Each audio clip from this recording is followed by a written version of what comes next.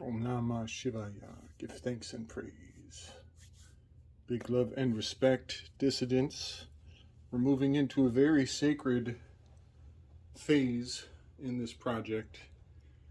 And I want to treat this aspect with the utmost humility and respect. I feel a little humbled by some of what has been revealed.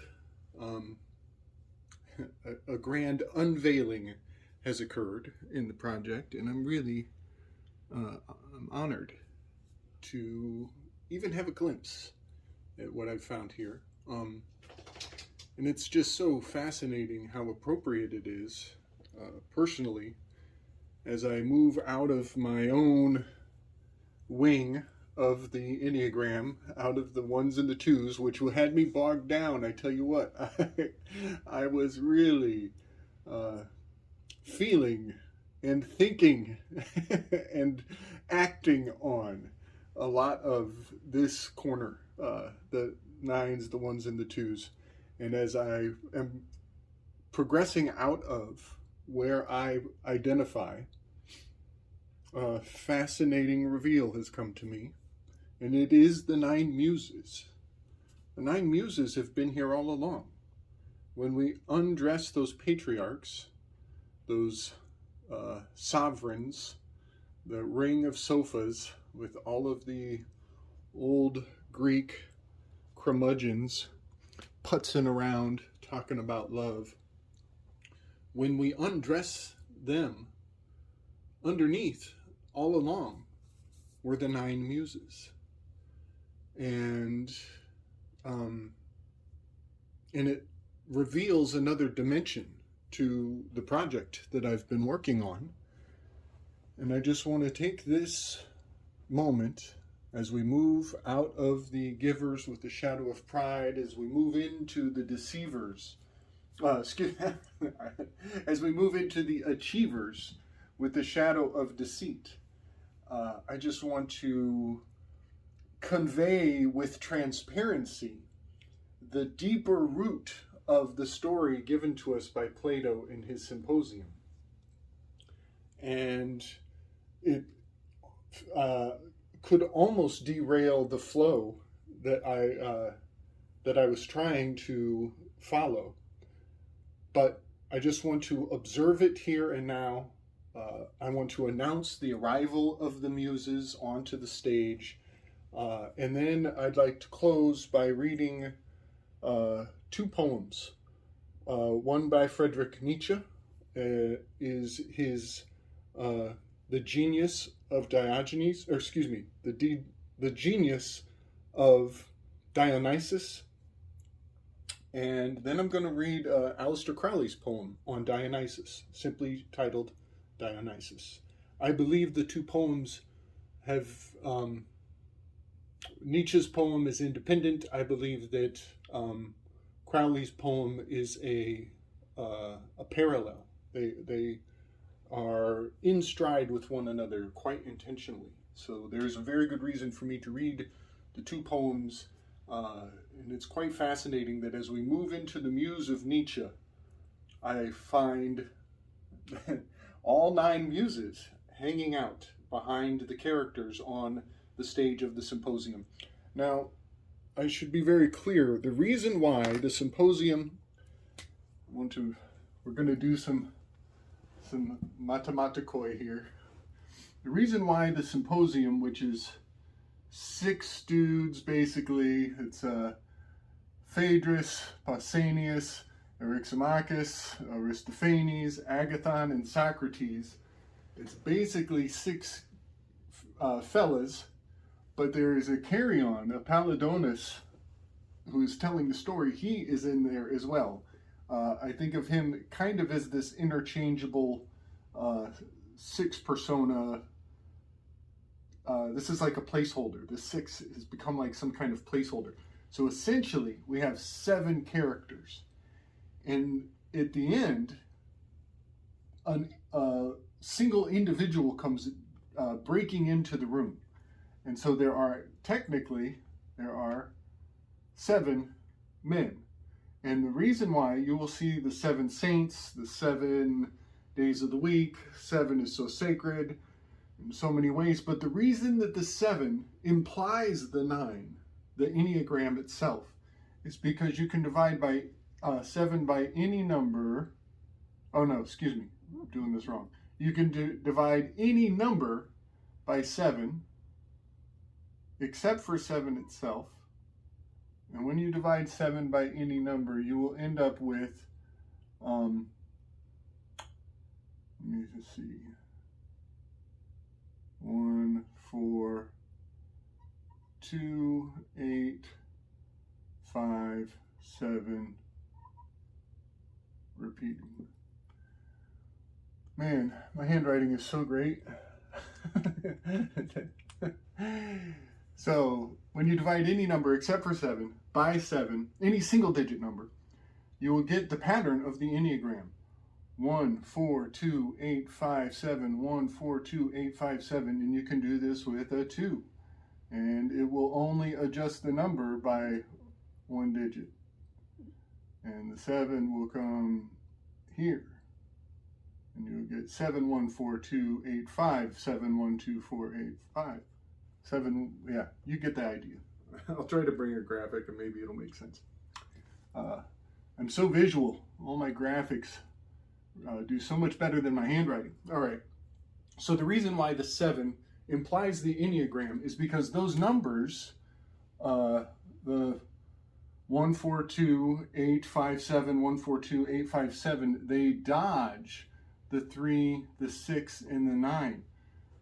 Which make them stand out independent from, completely revealing the power of this Enneagram and the fact that the 3, 6, and the 9 are independent of the 1, 4, 2, 8, 5, 7.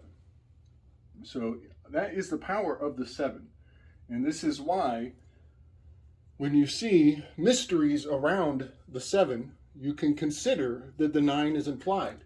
A lot of this is immortalized in the fact that September is named 7, but it is in fact the 9th month.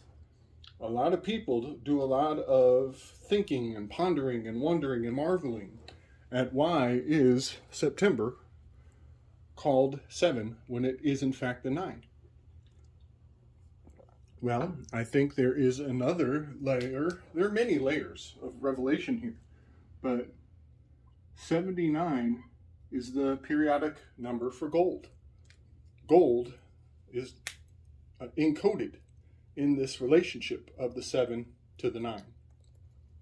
So I just thought I'd throw all that out, and now I want to discuss the 9 Muses and attempt to arrange them onto the symposium. Now, I will say this. The 9 Muses are incredibly playful. They're incredibly malleable. They love to be misunderstood. They love to hand off one another's artifacts to each other. And sometimes you will find a character in a scene combining aspects of 2, 3, 4 muses all in one. They are fascinatingly mutable. And if I myself were to create an Enneagram and try to place all of the muses on a number, there would be a great amount of open interpretation and mix matching of relationships that become very, very fascinating. But one thing that clues us into the fact that the Muses should have been considered from the beginning and from the end is the fact that they dismissed the flutist. There is a musician in the symposium, and she is asked to leave. They decide that they're not going to imbibe in the spirits, they're not going to drink alcohol, and they dismiss the flute player. This is Dionysus. Dionysus is specifically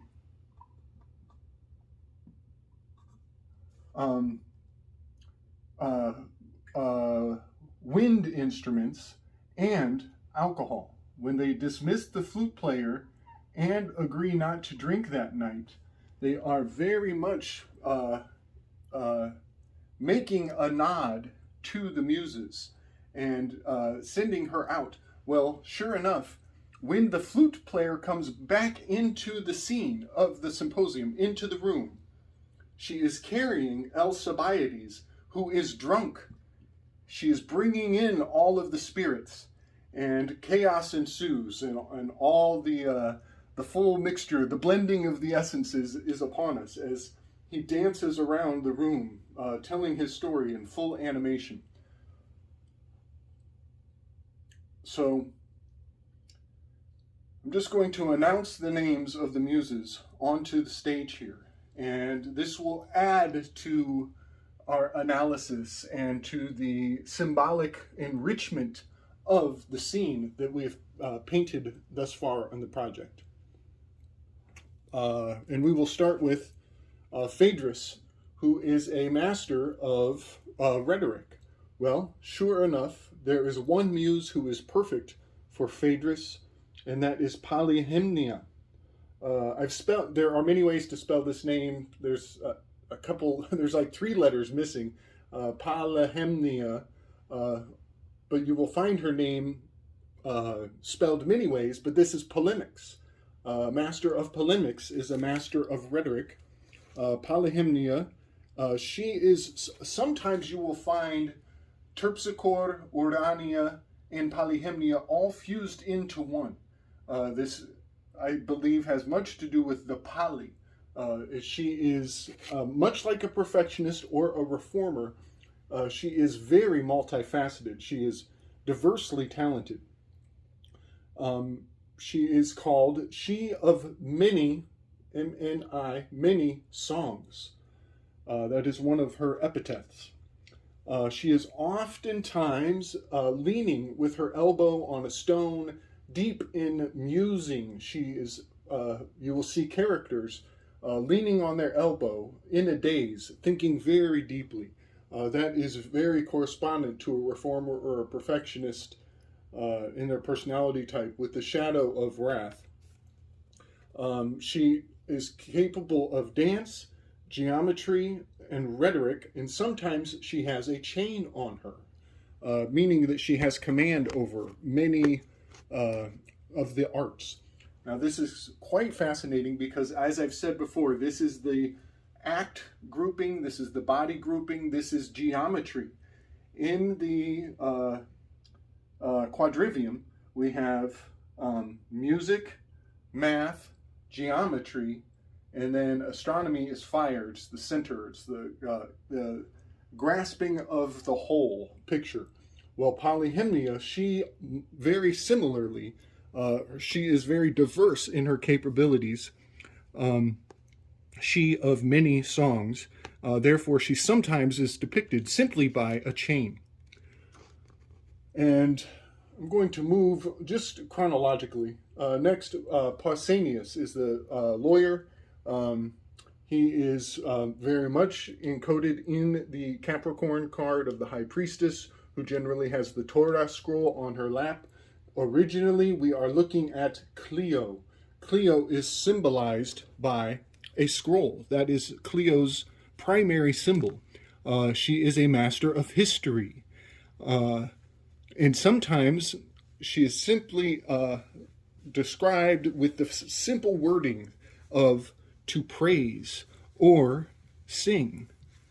So to sing praise is a very subtle nod to Clio, the muse of history.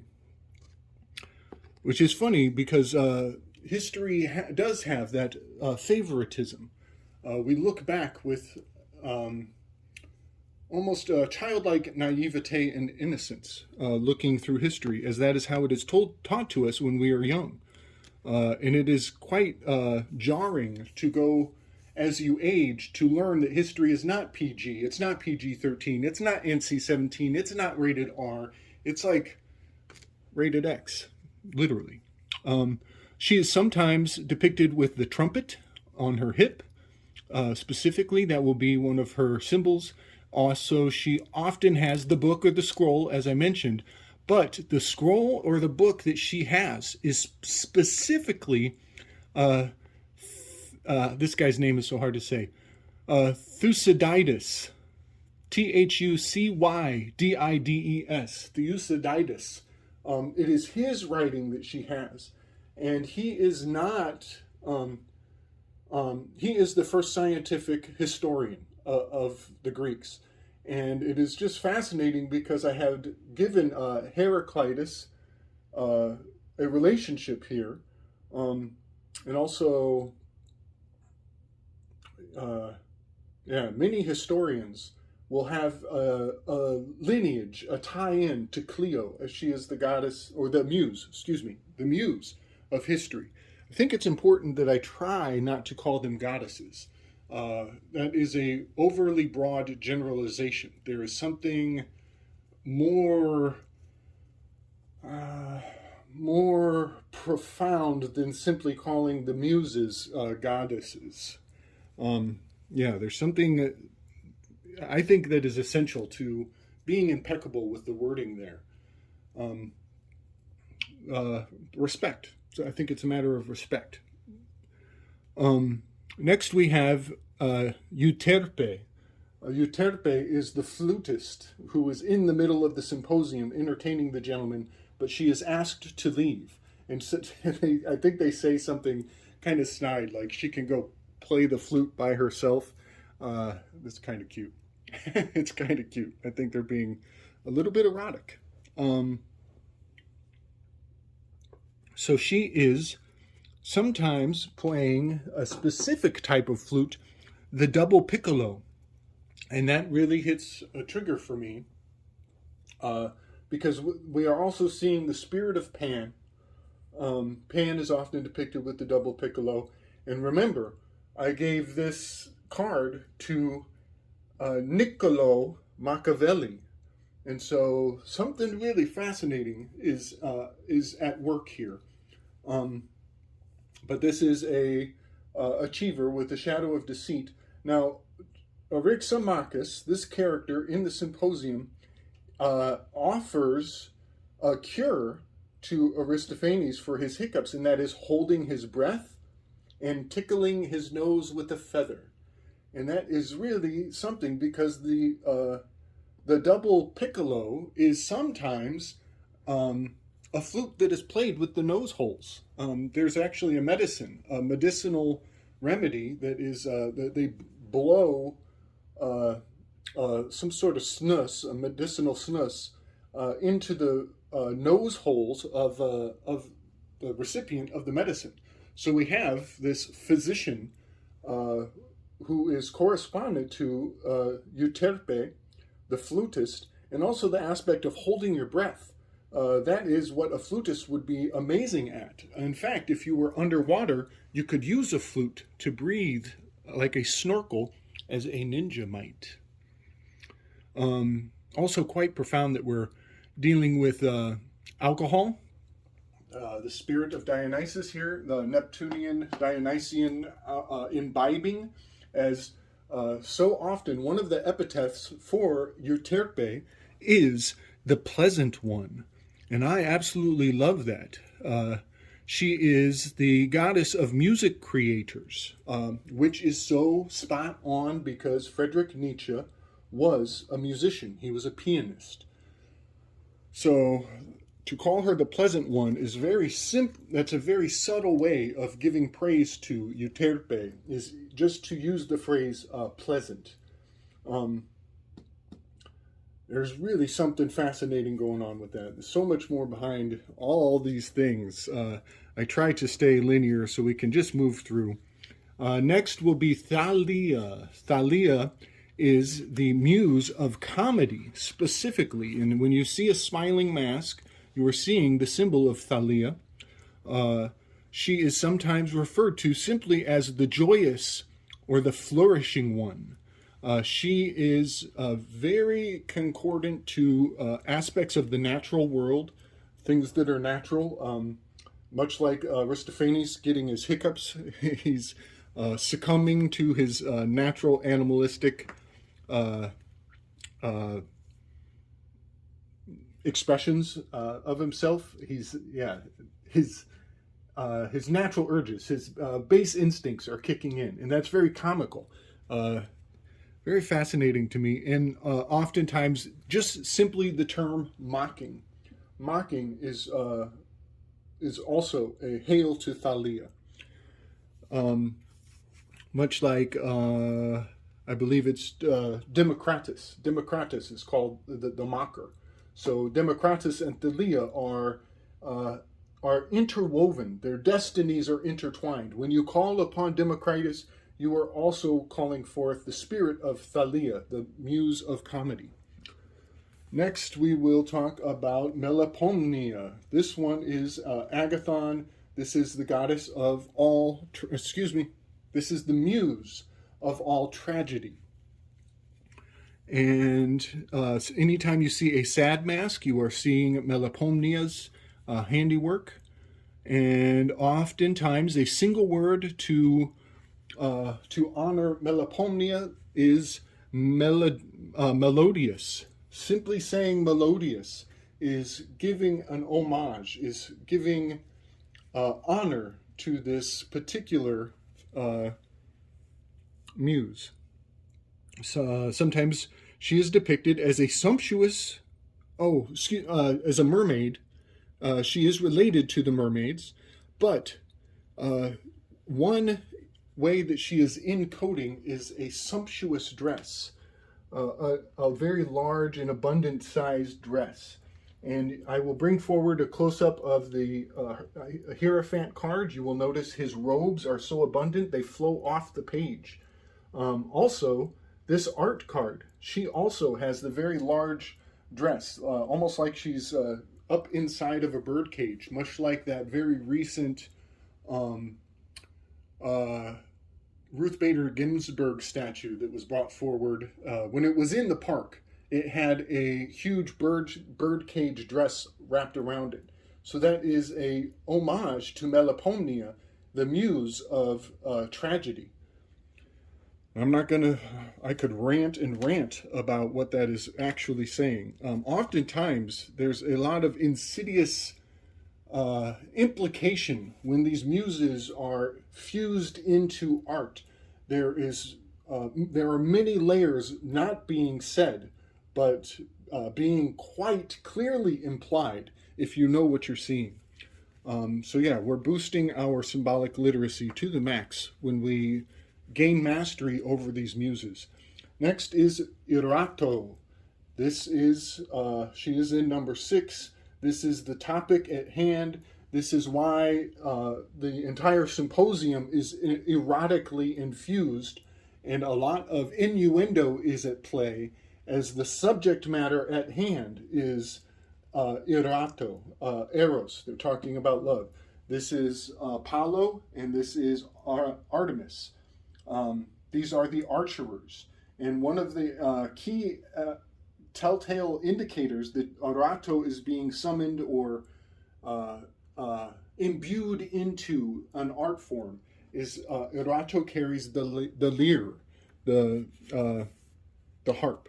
I believe it is generally a larger harp. Let me see if I'm right there.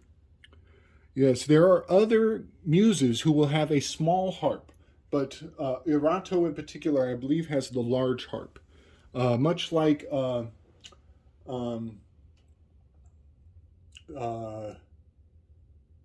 it's a phallic. It's a symbol of Priapus is who I'm thinking of. Priapus, because there's a Greek god who oftentimes has just he's rocking a huge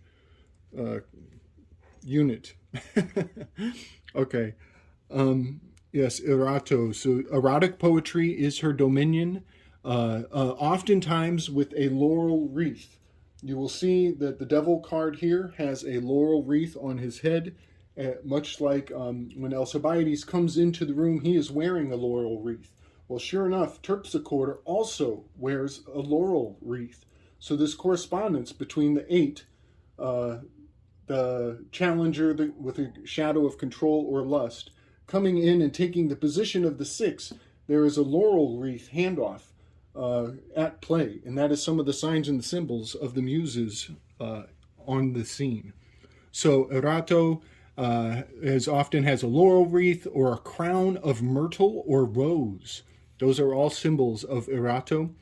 Sometimes there are 2 turtle doves intrinsic to the symbolism of Erato, or the zither harp, specific type of harp. Now that might be the smaller harp. I'm going to have to get back on this with everybody. I'll circle back to the types of harps because it is important that one of them has a large harp, one has a smaller. I believe sometimes Erato's harp might be a turtle-shelled harp. When you see the turtle shell harp, you were dealing with Erato. This is very... it also goes back to the story of Mercury, his first day on Earth, which Mercury is the 5, planetary aspect of the 5. But Mercury's first day on Earth when he's born, he seduces a turtle into a cave and turns him into a harp and goes on a bit of a caper on his, what do you think, I was born yesterday story. Okay, moving into Socrates. This was trippy. I wanted to put Terpsichore as Socrates and Calliope as Alcibiades at first, because Terpsichore is almost a perfect anagram for Socrates. And Socrates was a master fencer. He was great at fencing. However, what tipped the scales to give Socrates Calliope's association is that Socrates is the midwife. He is the elder. He is the last in the flow of things. Everybody looks up to Socrates. That's why they put him last in the symposium. It's because they knew that he would be the greatest achiever. He's the enthusiast with the shadow of glutton. He drinks and drinks. He can't get drunk. Calliope is the eldest of all the Muses. She is like the mother, the matriarch of them all. She is also the mother to Orpheus. So when Socrates is talking about how he was inspired by Deotimo Moneta, that he is informed by all of the Orphic Muses.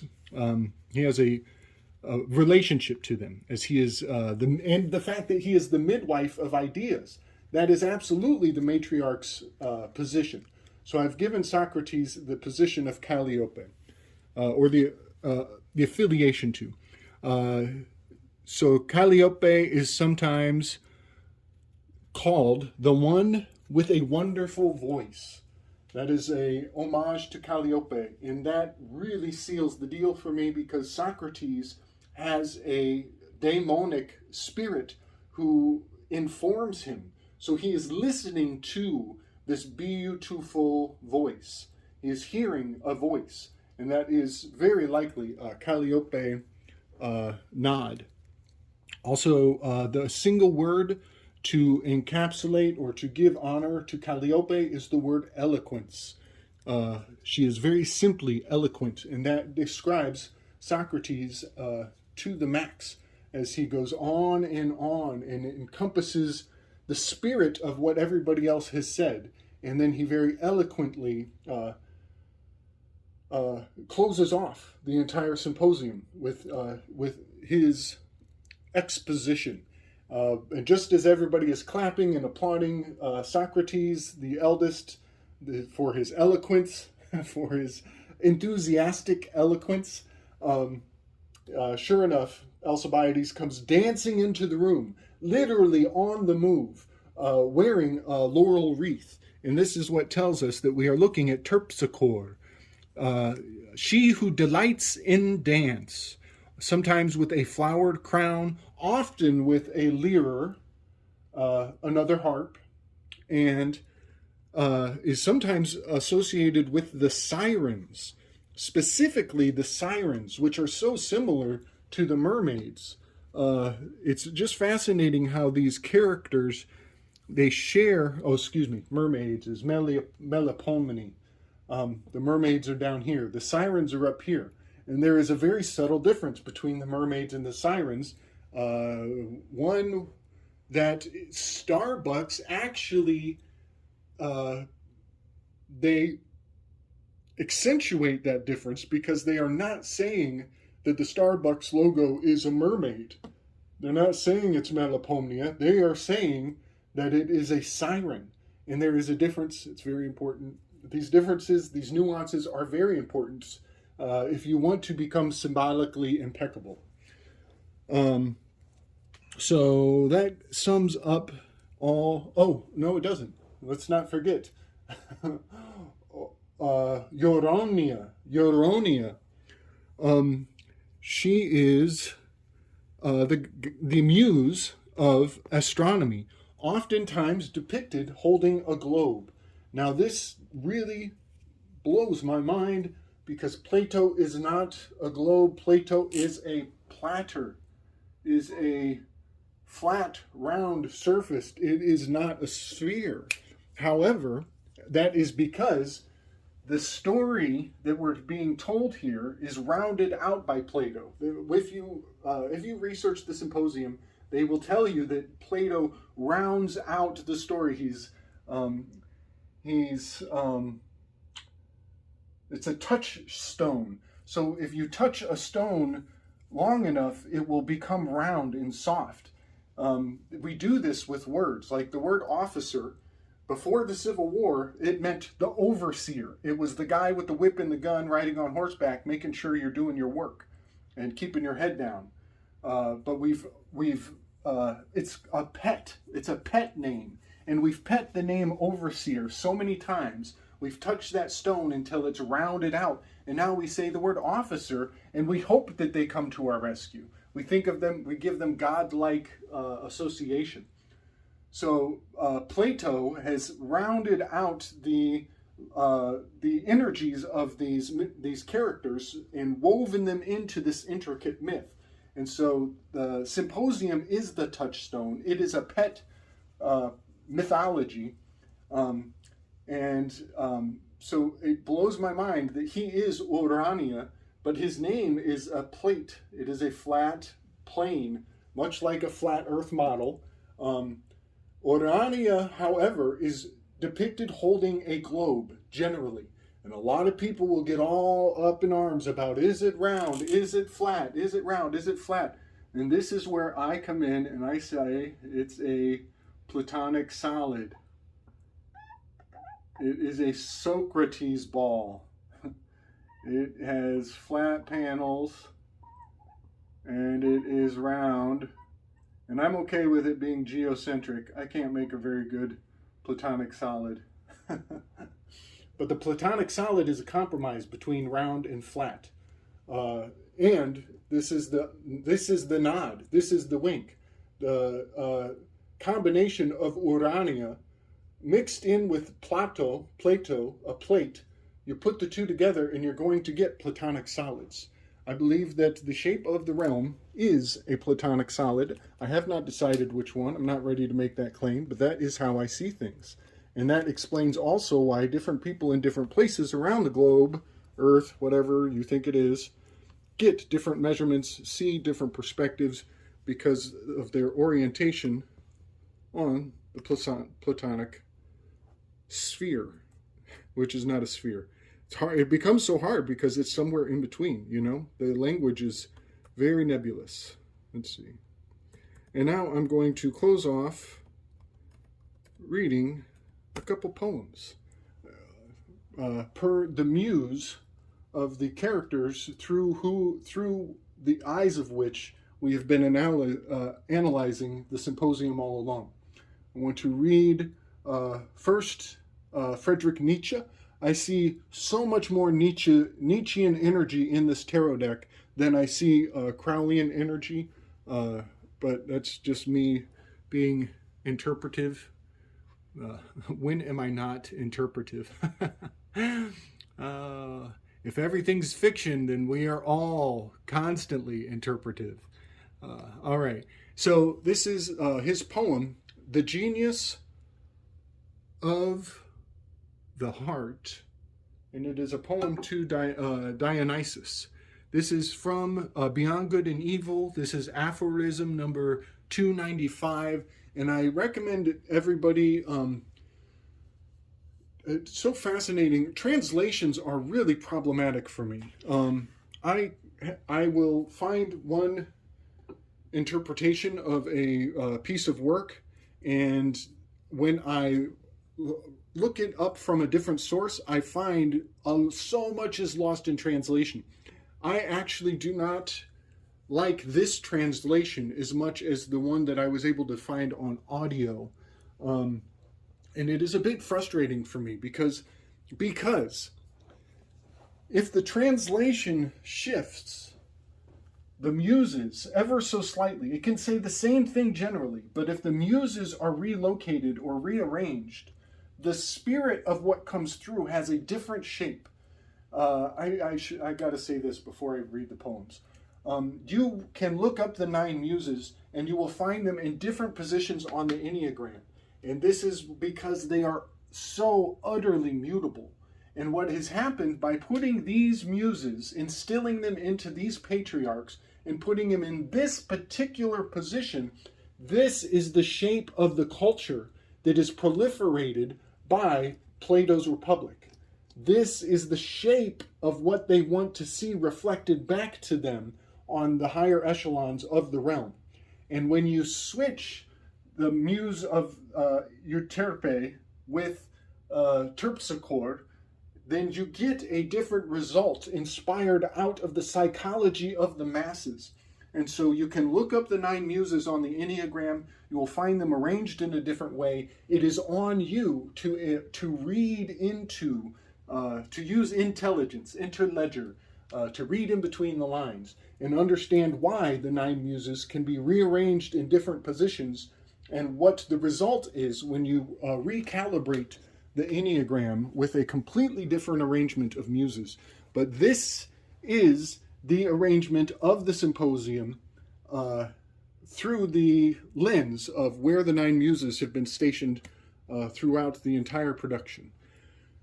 That being said, the same thing happens when I read these poems, and I see little slight adjustments in the way they interpret the word of this German writer and bringing it into English. There is a bit of a flip-flopping of the subtleties which are the Muses that convey the spirit of what was meant to be said originally. Okay, and this is why nuance is so important. All right, thanks for hanging in there with me, folks. I'm going to read this translation, which I have to say is not my favorite translation. And I'll put, maybe I'll try to put these 2 poems side by side up on the screen so you can maybe read along. But I think that these 2 poems are interrelated in deep and profound ways.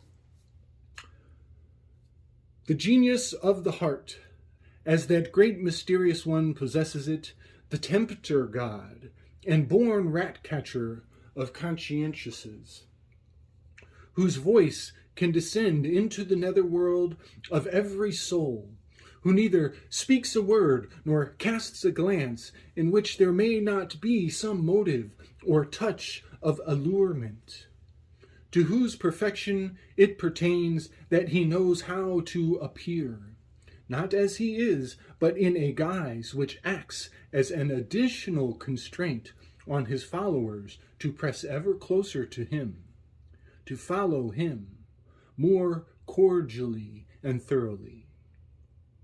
The genius of the heart, which imposes silence and attention on everything loud and self-conceited, which smooths rough souls and makes them taste a new longing, to lie placid as a mirror, that the deep heavens may be reflected in them.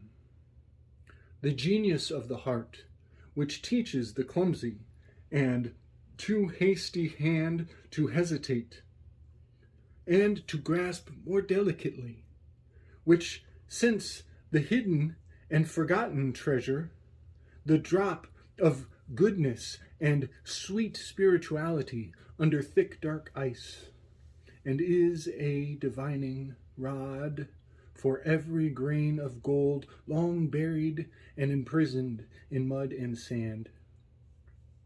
The genius of the heart, from contact with which everyone goes away richer, not favored or surprised, not as though grafted and oppressed by the good things of others, but richer in himself, newer than before, broken up, blown upon, and surrounded by a thawing wind, more uncertain perhaps, more delicate, more fragile, more bruised, but full of hopes which as yet lack names, but of a new will and current, full of a new ill will and countercurrent. But what am I doing, my friends? Of who am I talking to you? Have I forgotten myself so far that I have not even told you his name? There is more to this poem, but I will stop there. I encourage everyone to seek this poem out and read it in multiple translations. Like I said, that is not my favorite translation of it, and it does go on in a very deep and profound way. But I will simply convey that forward, and it really hits to the heart of the matter of this project. As we move into the position number 3, this Neptunian energy with the spirit of Dionysus, the spirit of Neptune, the deep muse of music. And there is so much here. There's so much treasure in the mystery, the Dionysian mysteries. The deepest of all treasures, I do believe. And it is dangerous territory, by the way. Read that poem, read the whole thing, find it, and seek it out, and take it quite seriously, please. Now,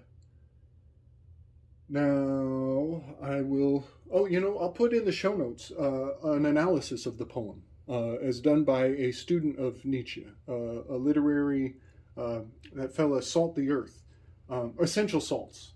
Essential Salts is the name of the channel that I love so much. He does such great work on Nietzsche's perspective, bringing his worldview into much needed light.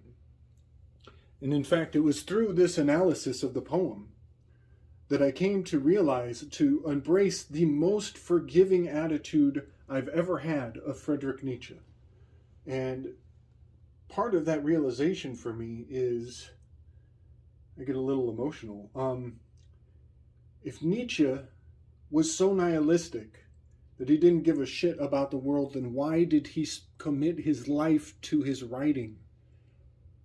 If he was so nihilistic, if he was such a bad person, he wouldn't have spent his entire life work trying to communicate to the world, to give his perspective forward.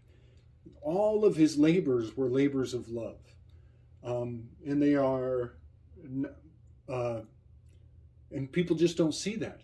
They don't see that if a person was so nihilistic, so dark, and so whatever. Granted, there's a lot of vanity built into that dynamic. But if he didn't care, he wouldn't have wrote what he wrote. He wouldn't have labored so hard over his musical accomplishments. And he was conveying that forward, and that in and of itself is a selfless act of some sort, putting yourself on display to be picked apart by the ages to come. Next, I will read Aleister Crowley's poem Dionysus, and we do this with all trepidation and all sincerity.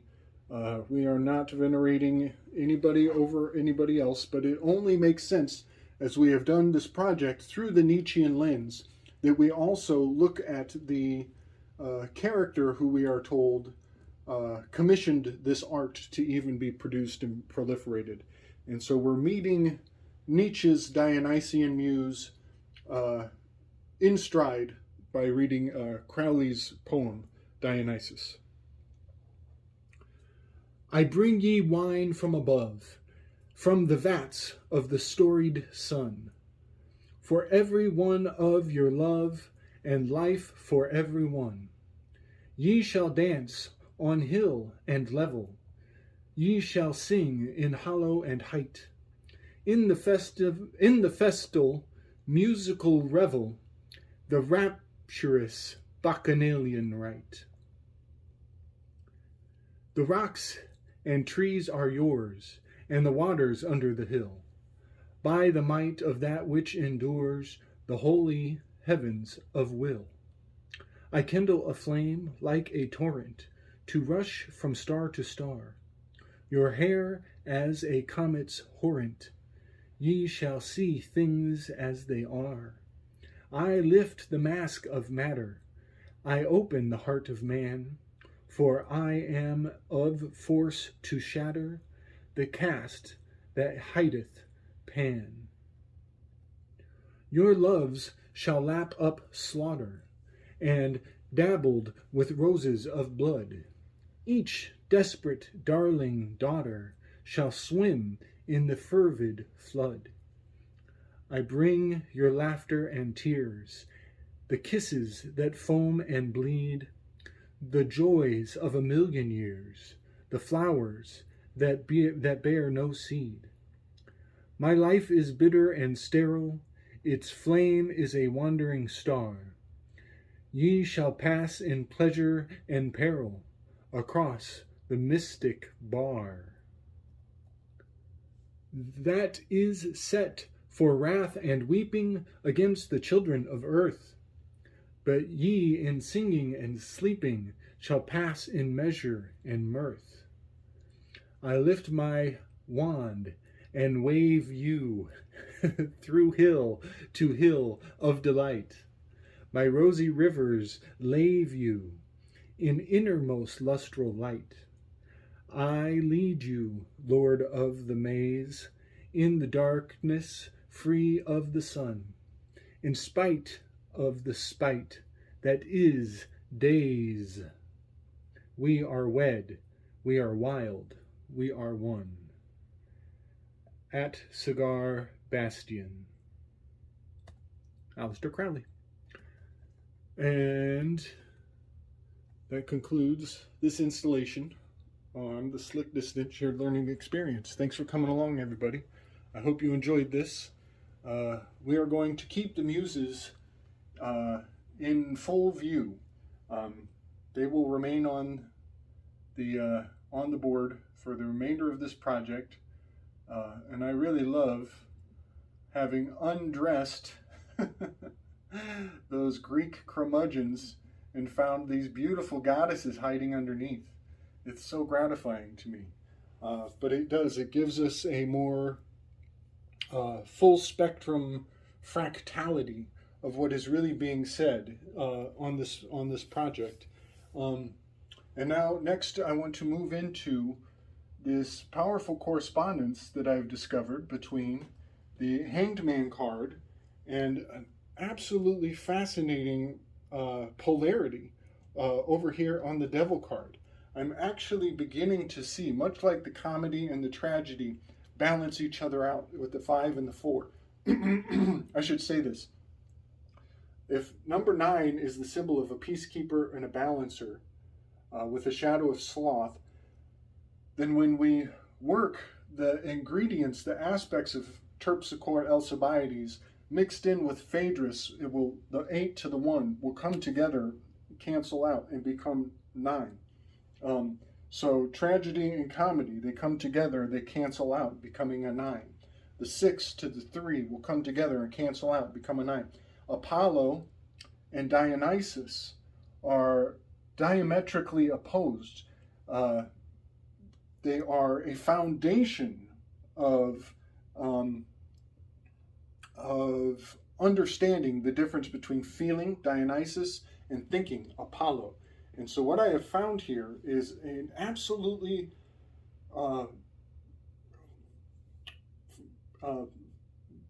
mysterious, a masterful stroke of historical fact that H.P. Lovecraft,